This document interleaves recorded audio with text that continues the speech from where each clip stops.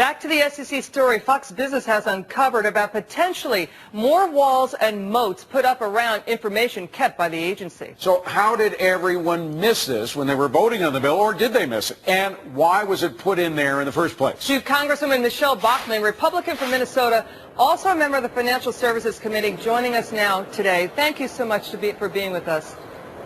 Thank you, Liz and David. Now, Congresswoman, it seems to me like just like health reform, that these laws are written so rapidly with so many mistakes and possibly misstated information in that this could be a case of what is happening here. Do you think that's what's going on?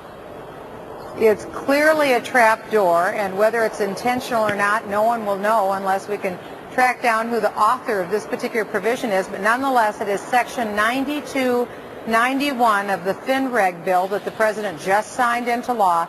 And this is essentially what happens. The SEC is given grossly new powers. And remember, the SEC didn't do a real good job uncovering the Bernie Madoff scandal, but now their powers have enhanced. But it's almost like a blanket has been put over the SEC, because the public will now be prohibited from getting its eyes on documents, because Section 9291 apparently empowers the SEC to say no to virtually all Freedom of Information Act requests.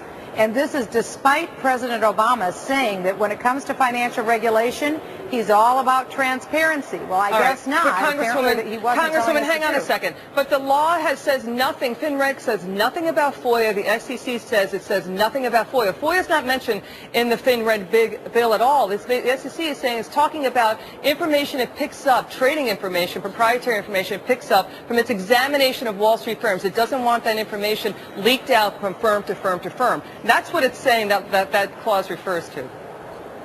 Exactly, because what the SEC is saying is that they now have enhanced powers of regulation and oversight. And so to that end, they have the ability to be able to get more documents and information from the firms that they oversee. And in order to further enforce that, they want to assure those companies that those documents won't be exposed to the public. Well, that's not what the President said would happen. He said we would have transparency. This is a gross distortion of what originally we thought we would have, which is greater transparency so that we won't have problems with the SEC going forward. So what do we do now, Representative? Clearly there are things, and it's not only this provision, but there are other provisions, one that requires a type of racial profiling for financial agencies and concerns that deal with the federal government. I mean, what about all these provisions that are just now being discovered after this bill has been turned into law?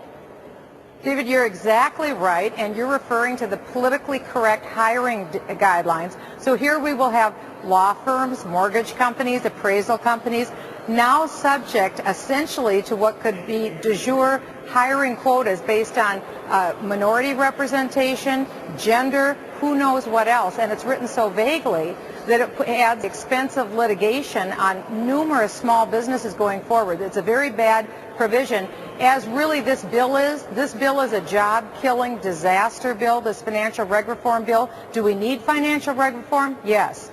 This was not the bill. So going forward, this is a bill that we clearly need to repeal and have true reg reform that would center on repealing the Community Reinvestment Act and dealing with Freddie and Fannie, the true culprits of the meltdown of the financial system. Republican representative from Minnesota, Michele Bachmann. Great to see you, Representative. Thanks for being here. Appreciate it.